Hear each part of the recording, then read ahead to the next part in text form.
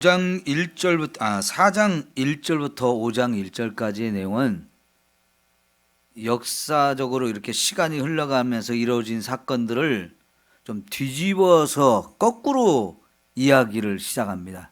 마지막에 있었던 이야기들을 먼저 이야기하고, 그리고 가장 먼저 일어났던 이야기들은 제일 나중에 이야기하는 이런 방식으로 역사적인 순서에 따라서 이렇게 기록하지 않고 그걸 좀 뒤집어서 이렇게 말하고 있다는 걸 여러분이 좀 생각하시면 좋겠고요.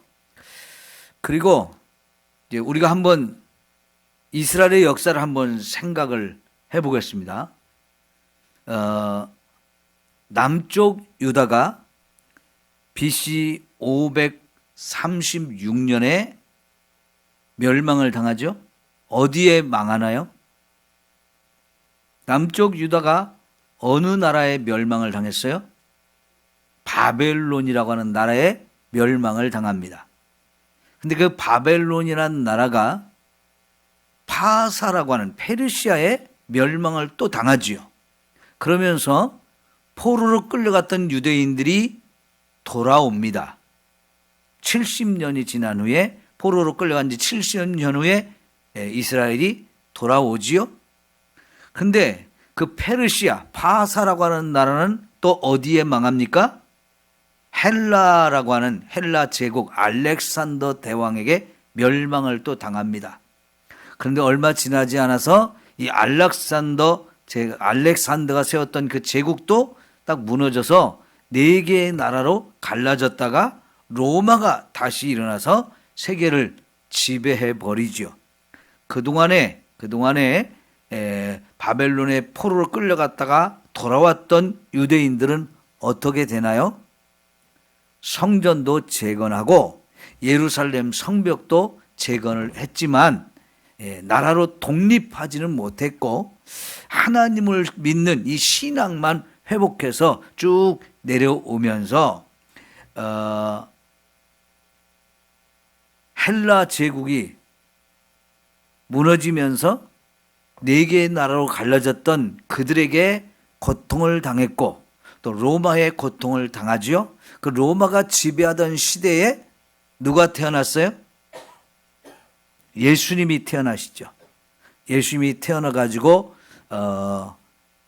십자가에 죽으셨다가 부활하시고, 그리고 부활하신 예수님이 다시 하늘로 승천하시면서 내가 다시 오겠다라고 재림을 약속해 주죠. 근데 예수님이 하늘로 승천하시고 나서부터 이 땅에 교회가 시작됐어요. 예수님의 제자들이 예수님을 믿어야 천국 갑니다. 예수님은 온 인류를 구원하기 위해 오신 메시아입니다. 이 예수님을 믿으세요. 이렇게 전도하기 시작해서 유대인들로부터 시작해가지고 많은 이방인이 구원을 받아가지고 지금 우리들까지 예수 믿고 구원받는 이 자리에 와 있죠. 그래서 우리가 교회에 소속돼서 지금 신앙생활을 하면서 우리는 뭘 기다립니까? 예수님의 재림을 기다리고 있어요. 그리고 예수님이 재림하는 날 또 어떤 일이 벌어집니까? 예수님이 재림하는 날, 이 땅에 예수님을 믿지 않고 대적하는 사람들을 다 불러 모아서 다 멸망을 시켜요. 그리고 이 땅 가운데 힘들고 어렵지만 믿음을 잘 지키면서 끝까지 신앙을 잘 유지한 사람들은 딱 불러 모아서 천국으로 데려가는데, 그렇게 천국으로 데려가기 전에 마지막 심판이 있죠. 그 심판대 앞에 아담부터 마지막에 태어나서 살던 사람들 전체가, 이 땅에 살았던 모든 사람 전체가, 죽었던 사람은 부활하고 살아있던 사람은 그때 이제 심판대 앞에 다 서지요. 그래서 천국 갈 사람, 지옥 갈 사람으로 딱 분리가 되어서 천국 갈 사람은 이제 천국으로 올려보내고 지옥 갈 사람은 지옥으로 이제 떨어뜨리게 되어지는데, 지옥에 간 사람은 거기서 영원히 고통을 받게 돼요. 그리고 천국에 간 사람은 어떻게 되나요? 그곳을 하나님의 나라가 완성된 곳이라고 얘기해요. 천국은 하나님 나라가 완성된 곳. 그래서 거기서는 하나님이 영원히 우리의 왕이 되어서 우리를 다스려 주시기 때문에 거기서는 영생 복락의 세상이라고 말하지요. 그 나라는 영원합니다. 이제 더 이상 눈물도 없고 죄 짓는 것도 없고 배고픈 것도 없고 슬플 일도 없고 다툴 일도 없고 싸울 일도 없고 영원히 하나님의 백성으로서 그 은혜를 마음껏 누리며 사는 세상이 되어지는 거지요. 자, 그런데 오늘 우리가 읽은 이 4장 1절부터 5장 1절까지의 내용은 길지는 않지만 지금까지 제가 말씀한 내용들이 여기에 다 압축되어 있어요. 압축되어 있어요. 그래서 우리가 오늘 여기 있는 말씀들을 공부할 때에 쉽게 이해할 수 있는 부분은 아닙니다. 또 그런 한 절 속에도 여러 시대를 거쳐서 긴 시간 동안에 이루어질 것을 짧게 압축해서 이렇게 놨기 때문에 어떤 말씀은 그냥 한 가지 역사 속에 일어났던 어떤 한 가지 사건을 의미하는 걸로 이렇게 이해가 할 수도 있지만 또 어떤 단어들은 긴 역사 속에 여러 번 일어났던 사건들을 촥 압축을 시켜가지고 한 단어 속에 집어넣기 때문에 그 한 단어에 수많은 사건들이 들어있다라고 봐야 돼서 이 해석을 좀 잘하고 이해를 잘해야 이 내용들을 우리가 좀 정리가 될 수 있습니다. 자, 우선요 4장 1절부터 5절까지는 두 주에 걸쳐서 제가 말씀을 전했거든요. 근데 첫 번째 얘기는 뭡니까? 이방인들이 말일에 하나님께로 돌아온다. 여호와께로 돌아오고 여호와의 전이 있는 그 산으로 돌아와서 말씀을 들으면서 하나님의 백성이 되어서 말씀을 잘 순종하고 그 말씀대로 사는 때가 온다. 그런 얘기를 했단 말이죠. 그게 첫 번째 얘기고요. 두 번째는 그때가 되면 세상에 더 이상 전쟁이 없다는 거지. 영원히 평화만 이루어지는 평화로운 세상이 이루어지는 거. 우리가 모두 꿈꾸는 건데 지금 전쟁을 우리가 경험하고 있기 때문에 이런 전쟁이 없어지고 평화로운 세상에 오기를 정말 꿈꾸는데 이런 날이 반드시 오게 될 줄 믿습니다. 그러면 또 하나 주어지는 것이 뭐냐면 풍요로움이에요. 아주 풍성한 것. 부족한 것이 전혀 없이 엄청나게 하나님이 우리를 위해서 예배하는 풍성한 복과 은혜를 누리는 땅 세상이 올 것이다. 이렇게 얘기하고 있어요. 자, 그러면 이렇게 1절부터 5절까지의 말씀 속에서 현재 이루어진 것은 뭐냐면 이방인들이 하나님께로 돌아와서 구원을 받는 것. 그거는 우리가 그 증거예요. 그렇죠? 우리들이 이미 이방인이지만 예수가 참된 구원자이고 그 예수를 믿어야 우리가 구원받아서 하나님 나라에서 영원히 살 것이라는 믿음을 가지고 지금 이제 신앙생활을 하고 있잖아요. 근데 이것이 이제 1절부터 3절까지 1절 2절에 나오는 말씀이 이미 우리 가운데 이루어졌어요. 그런데 이게 다 끝난 게 아니고 현재 진행형이죠. 그래서 우리가 열심히 전도를 해가지고 아직도 믿지 않은 사람들 한 영혼을 구원하는 일을 해야 합니다. 그러면 전쟁이 없어지고 평화를 누리는 시대, 또 모든 사람이 풍성하게 하나님이 예배하신 그 복을 누리는 시대, 요거는 아직 우리 앞에 미래에 이루어질 것이기 때문에 우리가 그 나라를 바라보며 기대하는데 그거는 천국에 들어가야 이루어질 거예요. 자, 그러면 이제 오늘 6절을 우리가 이제 다시 보면요. 6절, 7절이 매우 중요합니다. 같이 읽어봅시다. 시작. 여호와께서 말씀하시되 그날에는 내가 저는 자를 모으며 쫓겨난 자와 내가 환난 받게 한 자를 모아 밭을 저는 자는 남은 백성이 되게 하며 멀리 쫓겨난 자들이 강한 나라가 되게 하고 나 여호와가 시온산에서 이제부터 영원까지 그들을 다스리리라. 자, 여기에 굉장히 중요한 내용들이 들어 있습니다. 자, 제가 아까 쭉 바벨론의 포로로 끌려가는 그때부터 시작해가지고 역사의 흐름 속에 있었던 많은 이야기들, 그리고 아직도 이루어지지 않은 미래에 예언된 이야기들까지 세상 끝날까지 쭉 있어질 중요한 사건들을 이렇게 얘기했잖아요. 그거를 거꾸로 뒤집어가지고 지금 하나님이 설명을 하고 있다라고 얘기를 했어요. 자, 그러면 오늘 여기 6절부터 7절에 8절까지 무슨 말씀이 먼저 나오냐면, 여기 다리를 저는 자, 쫓겨난 자, 하나님이 환난을 받게 한 자, 이런 사람들을 이제 7절 보니까 남은 백성이 되게 하신다 그랬어요. 남은 백성. 그리고 나서 그 쫓겨났던 자들, 이렇게 고난과 환난과 어려움 속에 사는 사람들을, 그들 가운데 남은 백성을 하나님이 모아가지고 그들을 강한 나라로 만드시겠다라고 말씀하시며, 그 강한 나라가 왜 강한 나라가 되느냐? 하나님이 영원히 왕이 돼서 다스리기 때문에 그 나라는 강한 나라가 되어진다는 거예요. 자, 이게 여러 가지 사건을, 여러 가지 역사적인 사건을 한꺼번에 축소해서 집어넣기 때문에 우리가 잘 이해를 해야 되는데, 우선 저는 자, 쫓겨난 자, 환난을 받게 한 자, 이런 사람들이 누구겠습니까? 이런 사람들이요, 우선은 유대 땅에서 살고 있다가 그들의 죄 때문에 하나님의 심판을 받아가지고 바벨론이 쳐들어와가지고 이스라엘 나라를, 유대를 멸망시키고 거기 살고 있던 많은 사람들을 포로로 끌어갔던 상황을 말씀하는 거예요. 포로로 끌려가다 보니까 다리를 저는 자도 있고, 또 여기 유대 땅에서 쫓겨난 사람들도 있고, 또 가다 보니까 환난을 받게 한 자들도 있는 거지요. 그러니까 이들이 나라를 잃고 바벨론의 포로로 끌려간 사람들을 이렇게 표현을 했는데, 여러분, 나라가 망했다. 왜 망했어요?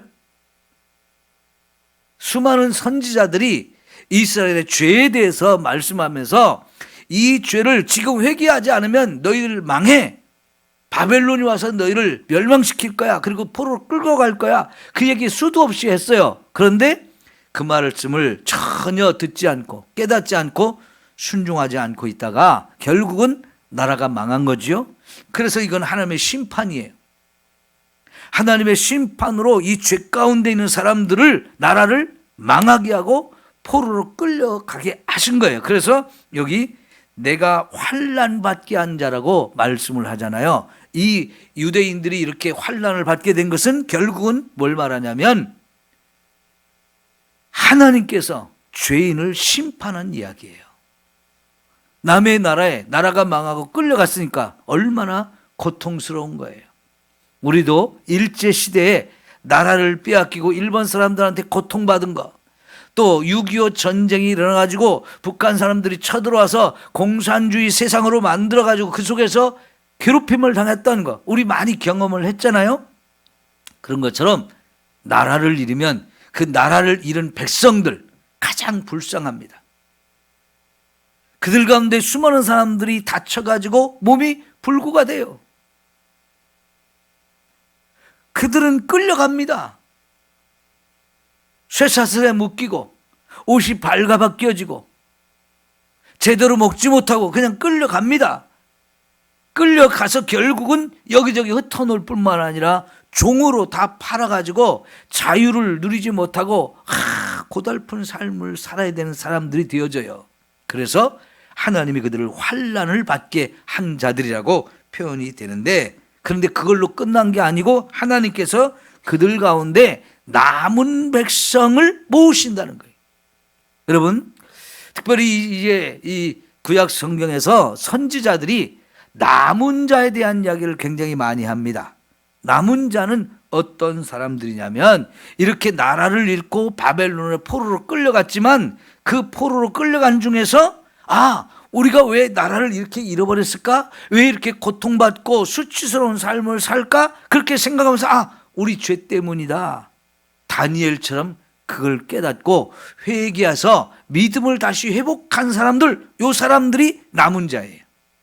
그러니까 하나님은 요 남은 자를 위해서 이렇게 깨닫고 회개하고 믿음으로 바로 설 것을 기대하면서 이스라엘에게 큰 매질을 하셨던 거죠.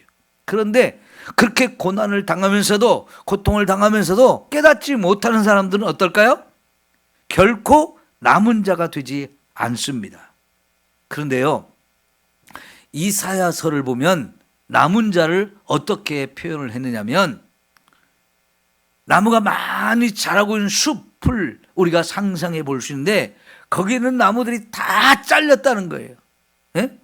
산에 나무가 잘 자라고 있었는데 어느 날 이 나무들이 다 밑에서부터 다 잘려버렸어요. 그러면 여러분, 그 나무가 다 잘리고 나면 여기 바닥에 뭐가 남아요? 그루터기가 남죠. 그 그루터기를 남은 자라고 이야기를 하시는 겁니다. 그 무성했던 멋있던 나무들, 이걸 싹 다 잘라버렸어요. 그러니까 완전히 벌거숭이 산이 됐는데 보면 너무나 무섭고 황폐한 거죠. 그런데 놀랍게 거기에 나무가 다 자르고 난 그루터기가 남아 있다는 거예요. 그런데 그 그루터기에서 하나님이 새순이 돋게 하신다라고 얘기하시는데, 그게 바로 남은 자를 모아서 그 남은 자를 통해서 하나님이 다시 강한 나라를 세울 것을 말씀하시는 겁니다. 그러니까요, 바벨론의 포로로 끌려갔을 때 깨닫는 사람이 있고 못 깨닫는 사람이 있어요. 그 못 깨닫는 사람은 우리가 하나님의 백성이라는 거 다 잊어버립니다. 그 말씀대로 절대 살지 않아요. 그냥 계속 되는 대로 살 뿐만 아니라 많은 사람들이 포로로 끌려가서 수치당하느니 죽자, 이런 사람도 있겠지요. 그냥 되는 대로 살자, 내 마음대로 세상을 바라보면서 이제 잘 먹고 잘 사는 길이 뭘까, 그런 것만 꿈꾸며 사는 사람이 있겠죠. 그런데요, 이 고통을 당하면서 우리가 하나님의 백성이었는데 왜 이렇게 됐지? 왜 이렇게 고통을 받으면서, 왜 이렇게 수치스럽고 모욕을 당하면서 살지? 우리가 하나님의 백성에서 하나님 말씀대로 살았는데 그대로 못 살았기 때문이구나. 그때 깨닫고 회개하면서 내가 이제라도 여기서 말씀대로 살아야지 하면서 믿음으로 사는 사람들, 그 사람들 하나님께서는 예레미야를 통해서 뭐라고 하셨냐면, 여기서 포로 생활 70년 지나면 다시 너희를 돌아오게 할 거야, 이 말씀을 주셨는데 거기에 희망을 두는 거예요. 지금은 비록 이렇게 희망이 없는 것 같고 모든 것이 끝난 것 같지만 아니야. 하나님이 우리 하나님이시고 그 하나님 앞에 우리가 믿음을 다시 회복하면 하나님 반드시 우리를 회복시킨다고 했어. 그걸 믿음으로 바라보면서 제대로 믿음을 회복한 사람들, 그 사람들이 남은 자예요.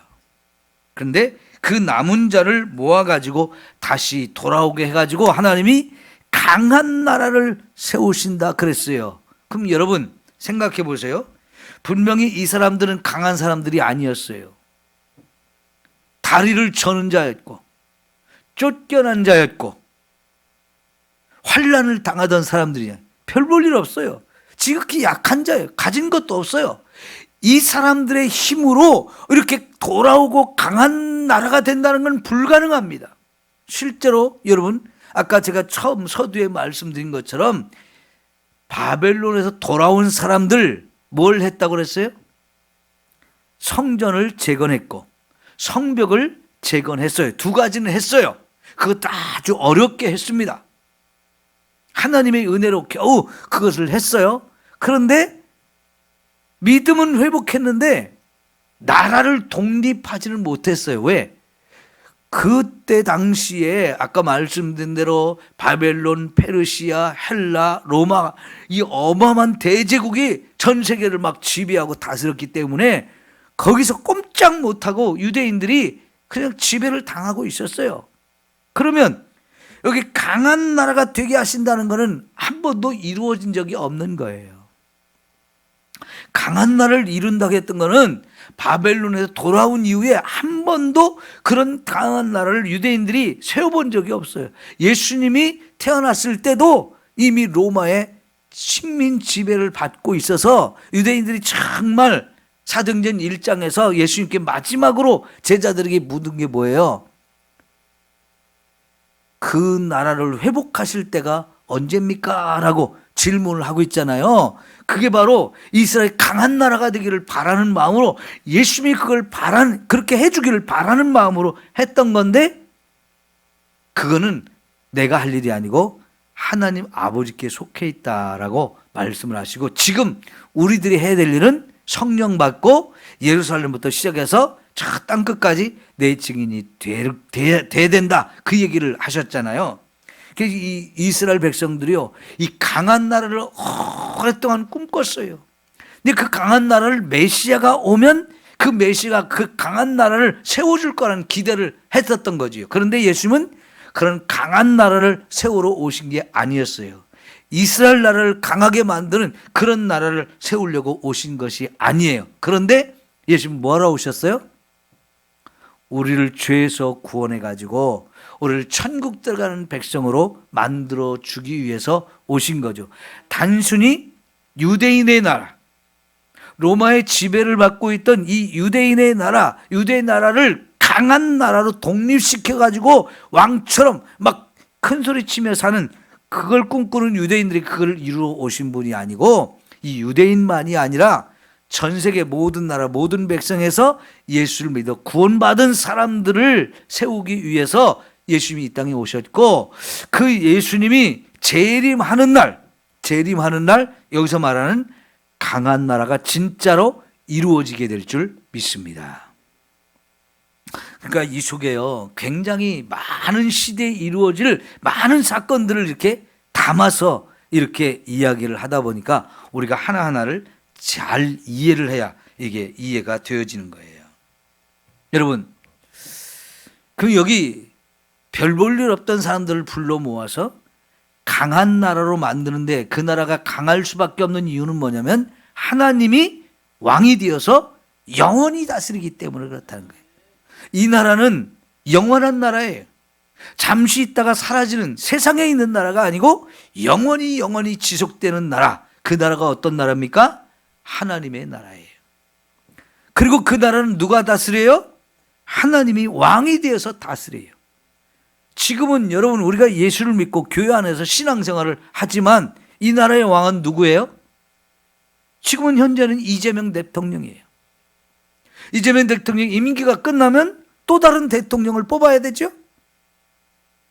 아직은 우리가 헌법이 대통령이 연임을 할 수 없기 때문에 반드시 다른 대통령을 또 뽑아야 돼요. 그러면 여러분, 세상 나라 왕은 계속 바뀌어요. 그리고 그 왕이 어떤 왕이냐에 따라서 강한 나라가 되기도 하고 가난한 나라가 되기도 하고 좋은 나라가 되기도 하고 불량 국가가 되기도 하고 여러 가지 이 왕에 따라서 달라지잖아요. 그런데 여러분, 하나님이 왕이 되어서 다스리는 나라, 그건 하나님 나라이고 그 나라는 영원한 나라예요. 여기 창세기 12장에서 하나님께서 아브라함을 갈대아 우르에서 불러가지고 가나안 땅에 들어가서 살라고 하시면서, 네가 거기 살면 내가 너를 통해서 위대한 일을 이룰 거야. 너를 복의 근원으로 삼아가지고 이 땅의 모든 사람들이 너로 말미암아 복을 얻게 할 거야. 그때부터 시작된 게 하나님의 나라를 세우는 거였어요. 처음은 그렇게 미약했어요. 아브라함 한 사람을 불러내는 거였어요. 그래가지고 그 아브라함의 후손으로 유대인의 나라, 이스라엘이라는 나라를 세웠어요. 근데 이스라엘 나라가 정말 하나님의 나라로서 완성된 게 아니고 그들도 실패해가지고 결국은 바벨론의 포로로 끌려갔잖아요. 그런데 거기서 또 돌아온 남은 자들을 통해서 다시금 나라를 시작하는데, 그 나라를 예수님이 오셔서 이제 더 구체적으로 이 땅에 세우기 시작했는데, 그게 바로 예수님이 회개하고 복음을 믿으라, 그리하면 하나님 나라가 너희 것이다 그랬어요. 하나님 나라가 가까이 왔으니 회개하고 복음을 믿으라 하면서 예수님이 첫 번째 말씀을 전하셨는데, 예수님은 이 땅에 그 하나님 나라를 성취하기 위해서 오셨어요. 그래서 예수님을 그 예수님이 나의 구주이구나, 이걸 믿고 깨달은 사람들 한 사람 한 사람이 지금 하나님 나라 백성으로 들어오고 있는 거예요. 이 땅에서 하나님 나라가 예수님을 통해 시작이 됐어요. 그리고 그 하나님 나라 백성이 지금 저와 여러분이 돼서 하나님 나라가 점점 커지고 있어요. 그런데 아직은 완성이 안 됐기 때문에 이 땅에서 작은 모습으로 있는 거예요. 그게 바로 교회인 겁니다. 그런데 여러분, 마태복음 16장에 18절에 예수님께서 이 반석 위에 내 교회를 세우려니 어떻게 된다고 그랬어요? 마태복음 16장 18절에 이 반석 위에 베드로의 신앙 고백했잖아요. 그러고 나서 예수님께서 이 반석 위에 내 교회를 세우리니 그랬어요. 그 다음에 뭐라고 말씀했어요? 음부의 권세가 이기지 못하리라 그랬잖아요. 이 교회, 주님이 세우신 교회를 음부의 권세가 넘보지 못한다, 이기지 못한다라고 얘기했어요. 그게 바로 교회가, 예수님이 이 땅에 세우신 교회가 얼마나 귀한 것인지, 얼마나 강한 것인지를 가르쳐주는 내용이에요. 악하고 더러운 원수 마귀들이 교회를 없애버리려고, 교회를 완전히 무너뜨리려고 아무리 공격을 하지만 결단코 없어지지 않은 것, 사라지지 않는 것, 그게 바로 교회라고 하는 것입니다. 여러분, 역사 가운데서 수많은 나라, 수많은 세력들이 예수님을 없애려고 하고 교회를 없애려고 하고 엄청난 핍박을 했죠. 로마도 예수님을 막 교회를 없애려고 예수님을 핍박해서 죽이고, 또 교회를 없애려고 교회를 엄청 핍박해서 수많은 사람들을 잡아가 죽이고 그랬어요. 그렇지만 교회가 없어졌나요? 없어지지 않았어요.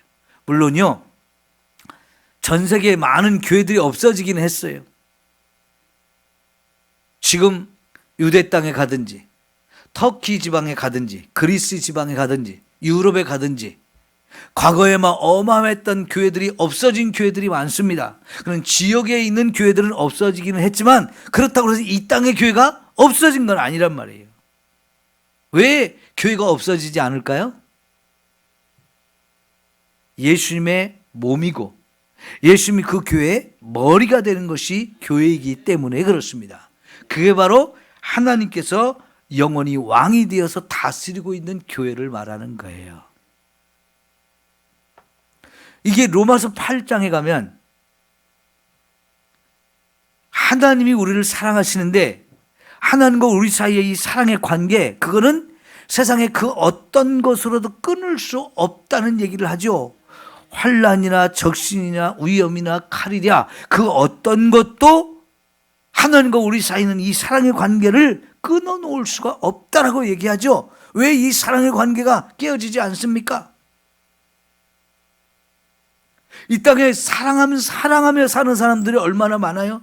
그래서 결혼도 하고 별별 일이 다 일어나는데, 근데 그렇게 사랑을 위해서 목숨까지도 거는 사람이 생기지만 그런 사랑도 다 깨어지는 경우가 너무 많아요.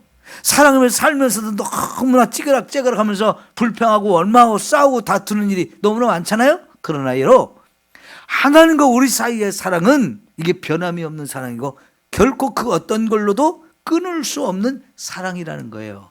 왜냐하면 하나님과 우리 사이의 사랑은 사람과 사람 사이의 사랑과 달라서 하나님이 이 사랑을 붙들고 있기 때문에 그런 거예요.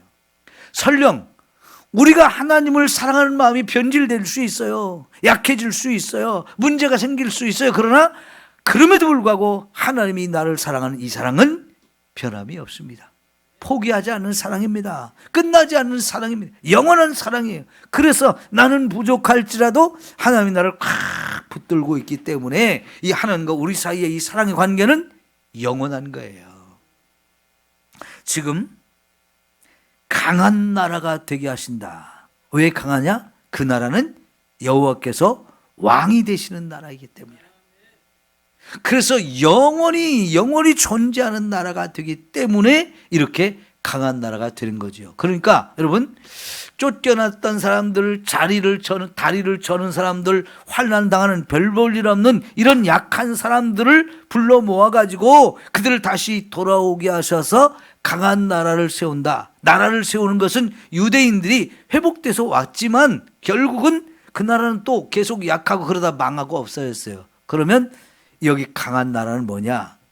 결국은 예수님이 오셔서 세우는 교회이고, 그 교회에 속한 성도들이 하나님의 나라, 영원한 하나님 나라 천국에 들어가서 영원히 하나님 우리를 다스려 주시는 그런 나라가 되어질 것을 말하는 거지요. 자, 8절 볼게요. 너 양떼 망대여 딸 시온의 산이여 이전 걷는 곳 딸 예루살렘의 나라가 내게로 돌아오리라 그랬어요. 양떼 망대, 이 양떼의 망대가 뭘까요?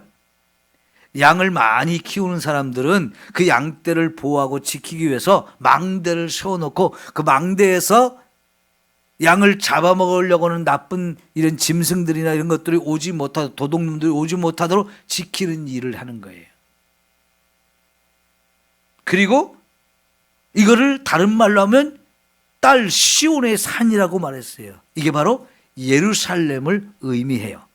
그러면 이게 유대인들의 입장에서 보면 이거는 하나님께서 메시아를 보내거나 아니면 위대한 지도자들을 세워서 자기 양떼를 잘 돌보고 그 예루살렘 성을 막 돋보이게 발전하게 축복해가지고 강한 이런 성이 되고 이스라엘 전체를 이렇게 잘 지키는 그런 것을 말하는 건데, 그 다음에 보면 뭐라고 말하냐면 이전 걷는 곳 딸 예루살렘의 나라가 내게로 돌아오리라 그랬는데요. 예루살렘의 나라, 이전 영광, 이건 뭘 말하냐면 다윗과 솔로몬 시대에 이스라엘 가장 강하고 큰 나라가 됐던 그때를 말하는 거예요. 요새 우리가 얼마 전까지만 해도 사무엘 상까지를 봤고 이제 사무엘 하로 막 넘어갔는데, 결국 사무엘 하로 넘어가서 사울이 패하고 다윗이 왕이 되어지고 솔로몬까지 이제 통일 왕국 시대는 되는데, 다윗이 왕이 되고 솔로몬이 왕이 됐을 때는요, 이스라엘이 역사상 가장 큰 나라가 됐어요. 그리고 가장 강한 나라가 됐어요. 그래서 모든 유대인들이 그 뒤로 나라가 둘로 갈라지면서 계속 이 왕들이 회복을 못하고 점점 타락해 가다가 결국은 망하잖아요. 모든 시대의 유대인들은 그 다윗과 솔로몬 시대를 꿈꿔요. 그때처럼 됐으면 좋겠다 꿈꾸는데 그때까지 돼본 적이 없습니다. 돼본 적이 없어요. 그런데 하나님께서는 그런 나라가 내게로 돌아올 것이다. 다윗과 솔로몬 때처럼 강한 나라, 영광스러운 나라, 힘 있는 나라, 큰 나라가 내게로 돌아올 것이다 라고 말씀하고 있는데, 그게 바로 앞에서 강한 나라가 되어서 여호와께서 영원히 다스리는 나라를 다시 한번 이렇게 표현해 주고 있는 거예요. 여러분, 하나님은요 역사의 주인이시기 때문에 역사에 대한 모든 계획을 갖고 계세요. 역사에 대한 모든 계획을 갖고 계세요. 그런데 우리는 이 말씀을 주신 때로부터 한참 뒤에 우리가 지금 살고 있기 때문에 그동안에 이 하나님이 갖고 계신 계획의 많은 부분들이 이루어졌어요. 그래서 성경을 통해서 그 사실들을 쭉 우리가 볼 수 있거든요. 그래서 지금 시대에 우리가 이 성경을 보면 이 말씀이 바로 어떤 사건이 여기에 들어있던 얘기고 이 사건이 뭘 말하는 건지를 지금 이렇게 지나온 역사를 통해서 쭉 우리가 하나씩 발견하고 이해할 수 있게 되어지는 거예요. 그러나 아직도 이 하나님이 세우는 계획 중에 이루어지지 않은 부분들이 있기 때문에 그 부분까지 여기 집어넣어서 보게 되면 더 정확하게 이런 내용들을 풍성하게 우리가 이해할 수 있게 되겠죠. 자, 여러분, 우리가 말씀을 한 곳 찾아보겠습니다. 이사야 60장 22절이에요.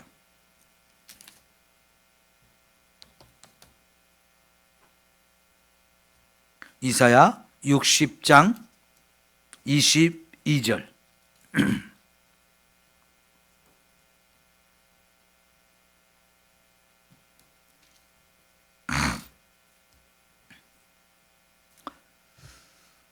찾으셨나요? 자, 그러면 함께 보시고요. 못 찾으신 분은 앞에 보시. 자, 시작. 그 작은 자가 천명을 이루겠고 그 약한 자가 강국을 이룰 것이라. 때가 되면 나 여호와가 속히 이루리라. 자, 여러분, 여기 작은 자가 천명이 되어지고 약한 자가 강한 나라가 되어진다.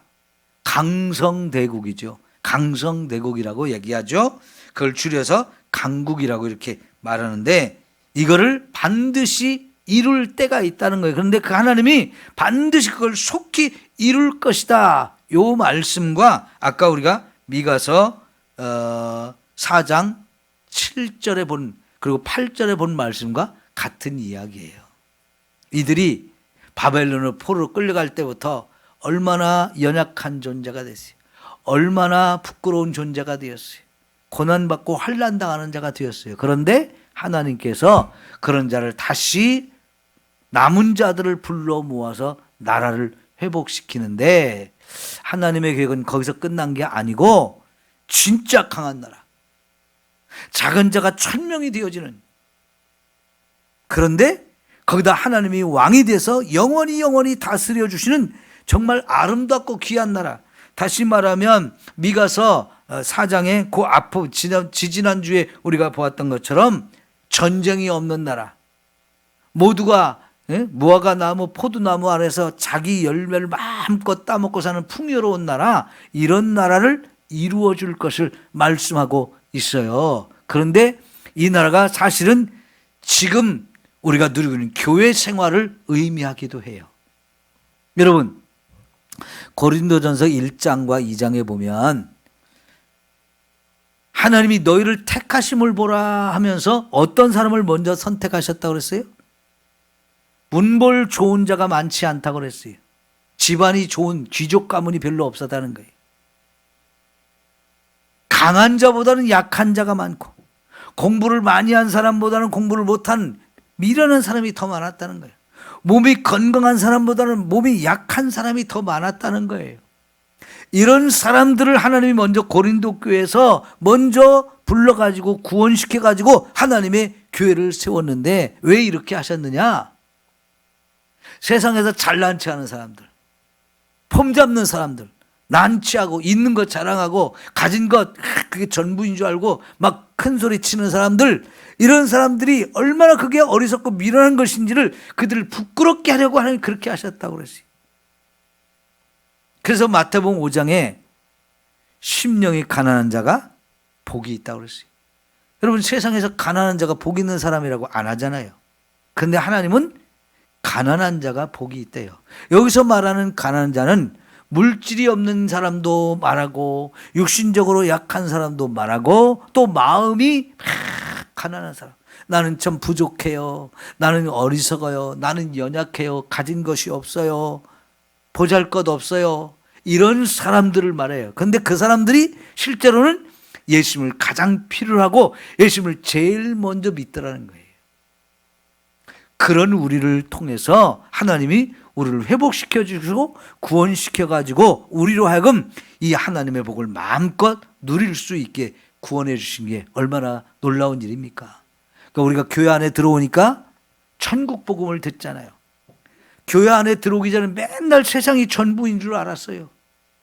세상에서 물질 많이 벌고 건강해 가지고 오래오래 살면 그게 진짜 복인 줄 알고 그것만 알고 살았어요. 그런데 교회 안에 오니까 하나님의 말씀을 통해서 그게 전부가 아니라는 걸 알았어요. 이 땅이 전부가 아니고 이 세상에 있는 게 전부가 아니고 이 세상은 언젠가 끝날 것이고 우리는 언젠가 천국에 가서 이 땅의 것이 아닌 하늘의 것을 마음껏 누리며 살 때가 온다는 걸 가르쳐 주잖아요. 그리고 거기 가면 우리가 정말 그 복을 다 차별 없이, 이 땅에서는 부자도 있고 가난한 사람도 있고 건강한 사람도 있고 약한 사람도 있고 배운 사람도 있고 못 배운 사람도 있고 권력을 가진 사람도 있고 못 가진 사람도 있지만 이런 차별이 있지만 여러분, 천국에 가면 그런 차별이 전혀 없습니다. 모두가 걱정할 게 하나 없어요. 두려울 것도 없고 염려할 것도 없고 불평할 것도 없어요. 나는 왜 요만큼 줬냐고 그럴 게 없어요. 모두가 다 풍성하게 하나님의 축복을 누릴 수 있는 나라가 우리를 위해서 준비되어 있잖아요. 여러분 요한복음 14장에 예수님께서 뭐라고 그랬어요? 너희는 마음에 근심하지 말라. 하나님을 믿으니 또 나를 믿으라. 내 아버지 집에 거할 곳이 많다 하면서 우리가 이 땅에 지금 살고 있지만 주님이 천국에 먼저 가셔서 우리가 거할 것을 다 준비한다고 하셨고, 그것이 준비되면 우리를 다시 데리러 와서 다시 데리고 천국에 가서 그곳을 같이 영원히 살게 해 주신다고 그러잖아요. 근데 거기는 누구를 통해서만 가요? 예수 믿는 사람만. 내가 곧 길이요 진리요 생명이니 나로 말미암지 않게는 그 아버지의 집에, 내 아버지의 집에 갈 자가 없다 그랬어요. 천국에는 오직 예수를 믿어서 길 대신 예수를 통해서만 그분이 주신 영원한 생명을 가지고 들어갈 수 있는 사람, 그곳을 준비하셨다고, 준비하러 간다고 예수님이 말씀하시죠. 예. 그 나라가 가다. 그 나라가 바로 이 강한 나라, 여호와께서 왕이 돼가지고 영원히 다스리는 강한 나라, 우리가 거기에 들어갈 사람이라는 사실을 기억하십시오. 얼마나 감사합니까? 그러니까 이게 6절에서 오늘 8절까지만 봤는데요, 이 짧은 이 구절 속에 바벨론의 포로로 끌려가는 그때부터 시작해서 역사의 마지막 부분까지 얘기가 여기 3절에 다 들어있어요. 아직 이루어진 그런 부분도 있지만 이루어지지 않은 부분도 있는데, 이루어진 것이 너무나 분명하니까 이루어지지 않은 부분도 이루어질 것이 믿어지지요? 여러분, 지금까지 예수님께 여기 말씀한 내용이 우리가 살아오는 동안에 이루어지지 않았다면 미래를 바라볼 것도 없어요. 그러나 우리가 역사를 살펴보면 여기 예언했던 내용들이 다 이루어졌잖아요. 하나님 그래서 역사를 주관하시는 분이에요. 하나님이 역사를 계획도 세워놓고 그 계획을 세워놓은 대로 지금 다 이루어가고 있어요. 그래서 지금까지 그 이루어준 사건을 통해서 우리도 다 구원받은 자가 됐어요. 이게 얼마나 놀라운 일입니까? 하나님이 지금 역사를 주관하시고 계시면서 여기까지 이루어오셨으면 앞으로 남은 계획도 하나님이 다 이루어질 것이 믿어지지요? 네, 그러면 여러분 지금도 저와 여러분이 남은 자로 살아야 돼. 내가 지금 교회 하나에 있다고 해서 진짜 참 신자냐? 그렇지 않은 사람도 있어요. 쭉정이도 있고 알곡도 있어요. 여러분 구약시대의 선지자들이 이스라엘 백성들에게 너희들 지금 죄 가운데 있으니까 그 죄 빨리 버리고 회개하고 믿음으로 돌아와. 그렇지 않으면 너희가 망한다. 여러분 10절을 잠깐 볼래요? 딸 시온이요 해산하는 여인처럼 힘들여 나을지어다. 이제 내가 성읍에서 나가서 들에 거주하며 또 바벨론까지 이르리니, 그 말씀을 하셨거든요. 바벨론이라는 나라를 구체적으로 여기서 말했어요. 이 미가 시대, 미가는요 이사야와 거의 비슷한 시대에 살았어요. 그러면요 이때 바벨론이라는 나라는 아수르에 의해서 지배를 당해가지고 조금 했던 나라예요. 별 볼 일 없던 나라예요. 그런데 이 시대에 이미 하나님께서는 이사야나 여기 미가 이런 선지자들에게 아수르가 아니고 바벨론이라는 나라에 의해서 너희들이 멸망할 것이라는 걸 말씀하고 계세요. 그러니까 여러분 하나님이 역사의 계획을 세운 대로 모든 것이 성취가 되어지는데, 문제는 뭐냐면 그 미가 선지자가 말하던 그 시대의 사람들도 말씀을 듣고 깨달은 사람이 있어서 결국은 나라가 망하고 포로로 끌려가고 고통을 당하는 가운데도 남은 자가 있는가 하면 여전히 깨닫지 못하고 뭔 소리야, 그거 하나도, 네 말 다 틀렸어, 나는 내 마음대로 살 거야, 거짓 선지자들이 말하는 거짓말에 그냥 휩쓸려 가지고 나 저렇게 살 거야, 회개하지 않고 힘 가지고 자랑하면서 가난한 사람들 착취하고 빼앗아가고 자기들만 잘 먹고 잘 사는 이런 것만 꿈꾸던 사람들은 다 다 망하고 이 강한 나라, 하나님이 세우시는 나라에 들어가지 못했어요. 그러나 어느 시대든지 남은 자는 하나님이 기억하시고 그들만 구원하십니다. 지금도 마찬가지예요. 지금 이 시대에 우리가 어떤 사람이 남은 자입니까? 참 믿음을 가진 사람들, 끝까지 이 믿음을 지키는 사람들, 어떤 환난이 오고 어떤 고난이 오고 어떤 어려움이 온다 할지라도 변함없이 믿음을 지키는 사람들, 그게 마태복음 24장에 예수님 마지막 날에 있어질 수많은 환난과 재앙과 어려움들, 시험들, 이런 얘기하면서 이 마지막 시대에 믿는 자를 보겠느냐, 그런 말씀하시잖아요. 그러나 끝까지 견디는 자는 구원을 얻으리라 그랬잖아요. 어떤 고난과 환난이 와도 그 속에서 끝까지 믿음을 지키는 자가 이 마지막 남은 자가 되어서 주님이 세우시는 이 영원한 나라, 주님이 왕대에서 세우시는 강한 나라, 거기에 들어가서 영원히 영생복락을 누린 사람이 되어질 것입니다. 그러니까 여러분, 우리가 쭉정이가 될 것이냐 알곡이 될 것이냐, 이게 정말 잘 나를 점검해야 돼요. 내가 지금 쭉정이 신앙생활을 갖고 있는지 알곡이 되어 있는지 여러분 각자가 점검해야 돼요. 정신 차리지 않으면 쭉정이가 되는 거 한순간이에요. 그죠? 믿음을 잘 지킵시다. 그리고 하나님 보시기에 참 내가 너를 인정한다, 착하고 충성된 종아, 이렇게 인정받을 수 있도록 진짜 신앙생활을 마지막까지 잘 할 수 있기를 축원합니다. 그래야 주님의 나라, 하나님의 나라, 저 천국에 들어가서 영원히 살게 되어지는 거예요. 기도합시다. 좋으신 우리 하나님 아버지 감사합니다.